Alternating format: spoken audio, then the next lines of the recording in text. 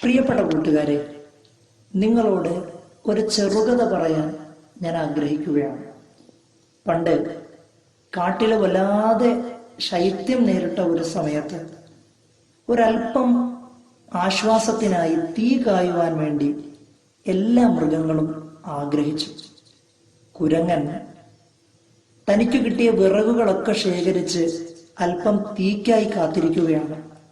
ഒരുപാട് അന്വേഷിച്ചു.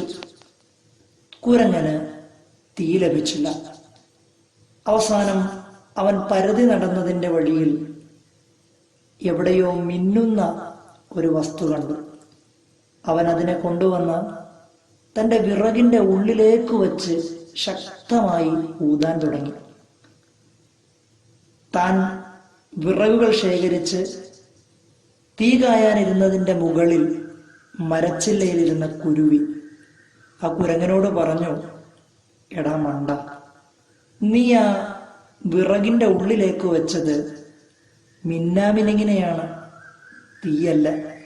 അതൊരിക്കലും കത്തുകയുമില്ല. കുരങ്ങൻ പറഞ്ഞു, നീ നിന്റെ കാര്യം നോക്കൂ, എനിക്കറിയാം എന്റെ കാര്യം നോക്കാം, ഞാൻ കത്തിച്ചോളാം. രണ്ടാമതും തന്റെ ശ്രമം തുടർന്നു കുരങ്ങൻ. മരച്ചില്ലയിലിരുന്ന കുരുവി വീണ്ടും പറഞ്ഞു, നീ കാണിക്കുന്നത് മടയത്തരമാണ്, ഒരിക്കലും അത് കത്തുകയില്ല. മിന്നാമിനുങ്ങിന് നീ ഉദ്ദേശ രൂപത്തിൽ തീയായി പരിണമിക്കാനുള്ള കഴിവില്ല. നീ ഈ ശ്രമത്തിൽ നിന്ന് പിന്മാറേണ്ടതുണ്ട്. ആ സമയം കുരുവിയോട് കുരങ്ങൻ പറഞ്ഞു, നിന്നോട് ഞാൻ വീണ്ടും പറയുന്നു, നീ നിന്റെ പണി നോക്കുക, എനിക്കറിയാം എന്റെ കാര്യം നോക്കാം. മൂന്നാമതും ശക്തമായി ഊതാൻ തുടങ്ങിയ കുരങ്ങനോട് കുരുവി ചിലച്ചുകൊണ്ടേയിരുന്നു. ഗത്യന്തരമില്ലാതെ കുരുവിയുടെ കാലിൽ പിടിച്ച് നിലത്തടിച്ചു. കുരുവി അതോടുകൂടി ജീവൻ വെടിഞ്ഞ് അവിടെ മരിച്ചു വീണു. പ്രിയപ്പെട്ടവരെ, ജീവിതത്തിൽ പലപ്പോഴും നാം പലരെയും ഉപദേശിക്കാറുണ്ട്. പലരുടെയും പല പ്രവർത്തനങ്ങൾ കാണുമ്പോൾ അരുത്, മാനുഷാദ, അത് ചെയ്യാൻ പാടില്ല എന്ന് നമ്മൾ പറയാറുണ്ട്. അവരുടെ പ്രതികരണം താൻ ചെയ്ത വിഡ്ഢിത്തരം അത് ശരിയാണ് എന്ന രൂപത്തിലാണെങ്കിൽ, താൻ ചെയ്തതിനെ തിരുത്താൻ അവൻ തയ്യാറായിട്ടില്ലെങ്കിൽ, നമുക്ക് പറയാവുന്നതിൻ്റെ പരിധിയിൽ നിന്നുകൊണ്ട് മാത്രമേ വിഡ്ഢികളെ നാം ഉപദേശിക്കാൻ പാടുള്ളൂ.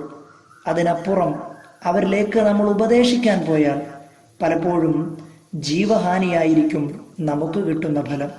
അതുകൊണ്ട് ചിലയിടങ്ങളിൽ മൗനമായി നിന്നുകൊണ്ട് നാം നമ്മളുടെ നിലപാടുകൾ വ്യക്തമാക്കിയാൽ അതായിരിക്കും വിഡ്ഢികളുടെ ലോകത്ത് വിജയത്തിന് നിദാനം എന്ന് ഇത്തരണത്തിൽ ഓർമ്മപ്പെടുത്തിക്കൊണ്ട്, വൈകാരികമായ ചില പ്രകടനങ്ങളിലല്ല, പക്വമായ പെരുമാറ്റങ്ങളിലാണ് വിജയിയുടെ മൂലധനം കിടക്കുന്നത് എന്ന മാന്യമായ സന്ദേശം നാം ഒക്കെയും ഉൾക്കൊള്ളുന്നത് നല്ലതായിരിക്കുമെന്ന് ഇത്തരണത്തിൽ ഓർമ്മപ്പെടുത്തി, നിങ്ങൾക്കൊക്കെയും ക്ലാസ് ശ്രവിച്ചതിന് നന്ദി രേഖപ്പെടുത്തുന്നു. നിങ്ങളുടെ പ്രിയപ്പെട്ട ആസിഫ് പുന്നപ്ര.